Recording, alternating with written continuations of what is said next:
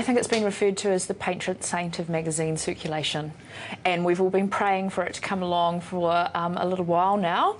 And, you know, with weekly news meetings you would have, oh, if only Wills and Kate would get engaged, you know, if only we could have a royal wedding, because it does incredible things to people's interest levels in that traditional sense of what women are into.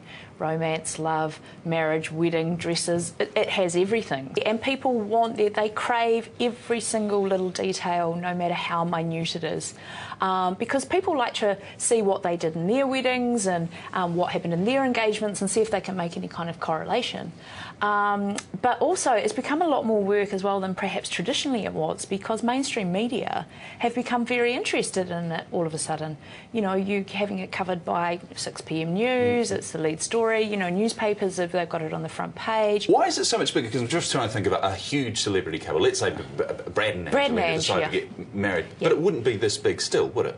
I think Brad and Ange would still be huge, but it may not have as mainstream appeal. I mean, there's a lot of men who seem to be interested in this royal wedding, because I think it's got a kind of double banger on things, and that, you know, there is that pomp and ceremony and that sort of stuff that men tend to associate with a little bit more, and the romance of being a princess and things that women tend to look at. So I think it's a lot more encompassing, whereas Brad and Ange is that showbiz thing, and, you know, it's glitz and glamour and that sort of stuff, and has that gossip element, whereas the royals, although it's a world that a lot of us will never ever take part in or relate to, we kind of think it's a bit more real than the world of Hollywood. Right. From your point of view, you're obviously far too young to have been doing the job with the likes of Charles and Diana. Yes, but there's not been much this huge since then. There hasn't. I mean, you had Charles and Diana, and that was literally huge. I mean, time stood still when that wedding. I mean, people had the day off, they all sat glued to their television screens, they hung their tea towels on the door, they had street parties. I mean, we haven't seen anything like that since.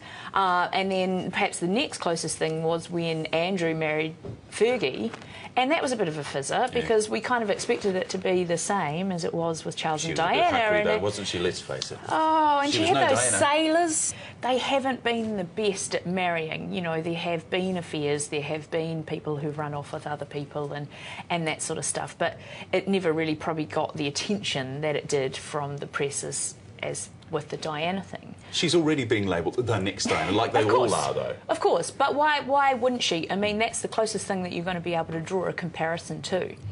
You know, this woman is going to be the future queen, and nobody else in the entire world can say that. In the past, or again, going back to Diana, everyone went back to her old mates and they all kept pretty quiet, and she was a kindy teacher and she had a fringe and she was shy and all the rest of it.